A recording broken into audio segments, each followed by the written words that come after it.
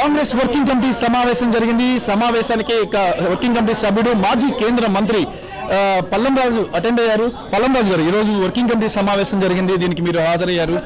యాక్చువల్గా ప్రధానంగా ఏ అంశాలపై వర్కింగ్ కమిటీలో చర్చించారు? ముఖ్యంగా ఇమ్మీడియట్గా జరిగిన రాష్ట్రాల్లో రిజల్ట్స్ గురించి చర్చించాం. విజయాల గురించి, ఫెయిల్యూర్స్ గురించి ఏ విధంగా సరిదిద్దాలి అనేది కూడా చర్చించడం జరిగింది. అంతేకాకుండా ముఖ్య అంశం ఏమిటంటే వచ్చే లోక్సభ ఎలక్షన్స్కి ఏ విధంగా ప్రిపేర్ అవ్వాలి అనే విషయంలో చాలామంది పాజిటివ్గా మాట్లాడారు. తప్పకుండా విజయం సాధించే అవకాశాలు కనిపిస్తున్నాయి అనేది. అయితే దానికి ఏ విధంగా ప్రిపేర్ అవ్వాలి అనేది కూడా సూచనలు ఇవ్వడం జరిగింది. అదే రీతిలో 2 రెజల్యూషన్స్ జరిగాయి.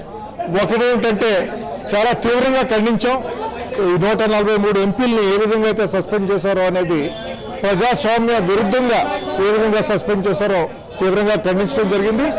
అదేవిధంగా ఇవాళ దేశంలో ఉన్న పరిస్థితి, అన్ఎంప్లాయ్మెంట్ కానీ లేకపోతే పోలరైజేషన్, కమ్యూనల్ పోలరైజేషన్ కానీ, ఇటువంటి అంశాల మీద కూడా చర్చ జరిగి దాన్ని కూడా తీవ్రంగా ఖండించాం.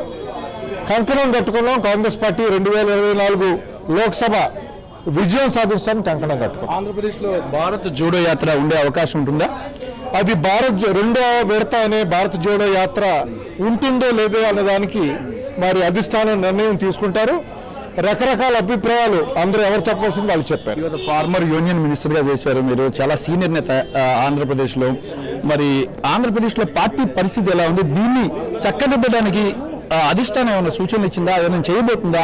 ఆంధ్రప్రదేశ్ను టోటల్గా నెగ్లెక్ట్ చేసింది కాంగ్రెస్ అధిష్టానం అని చెప్పేసి వార్తలు రాజకీయ నేతల్లో. అది వాస్తవం కాదండి. ఆంధ్రప్రదేశ్ చాలా క్లియర్గా ఫోకస్లో ఉంది. అయితే దీని గురించి అధ్యక్షుల వారు ఖర్గే గారు ప్రత్యేకంగా మీటింగ్ తీసుకుంటారు. కొన్ని రాష్ట్రాలు జరిగాయి, కొన్ని రాష్ట్రాలు మిగిలే, అందులో ఆంధ్ర కూడా ఉంది. ఆంధ్రప్రదేశ్ మీద మాత్రం తప్పకుండా హోప్ ఉంది.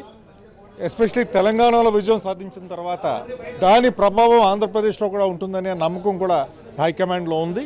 అయితే దాంతో మేము చేయవలసిన సన్నాహాలు ఆంధ్రప్రదేశ్లో మేమందరం కలిసికట్టుగా చేయవలసిన అవసరం. ఆంధ్రప్రదేశ్లో కాంగ్రెస్ పార్టీ ఎలా పోబోతుంది? అంటే మీరు సింగిల్గా వెళ్తారా, లేకపోతే ఎవరితో పొత్తులో వెళ్తారా? దానికి సంబంధించి ఏమైనా డెసిషన్స్? ఆ మీటింగ్ అయినప్పుడు ఖర్గే గారితో తప్పకుండా మేము అందరం కూడా ఇచ్చే సూచనలు మేము ఇస్తాం. దాన్ని బట్టి వారు నిర్ణయం తీసుకుంటారు. టీడీపీ, జనసేన, బీజేపీ 3 కలిసి ఆంధ్రప్రదేశ్లో కంటెస్ట్ చేయబోతున్నాయి. ఈ మేరకు ఒక ప్రచారం జరుగుతుంది. ఇప్పటికే ఆల్రెడీ టీడీపీ జనసేనకి పొత్తు కుదిరింది. బీజేపీ కూడా జాయిన్ కాబోతుంది వాళ్ళతో. ఈ ఎఫెక్ట్ ఎలా ఉండబోతుంది? అది బీజేపీ జాయిన్ అవుతుందో లేదో అనేది మా చేతుల్లో ఉన్న విషయం కాదు. ప్రస్తుతానికి క్లియర్గా ఉన్నది ఏంటంటే తెలుగుదేశం, జనసేన కలిసి పోటీ చేస్తారనే అంశం మనకు క్లియర్గా తెలుస్తుంది. వాళ్ళకి విజయావకాశాలు బాగా కనిపిస్తున్నాయి. టీడీపీ, జనసేన కలిసి పోటీ చేస్తే రాష్ట్రంలో చాలా విజయావకాశాలు ఉన్నాయని చెప్పి మాజీ కేంద్ర మంత్రి పల్లం రాజు చెప్పారు. ఇది నిజంగా సంచలనమైన వార్త అని చెప్పాలి.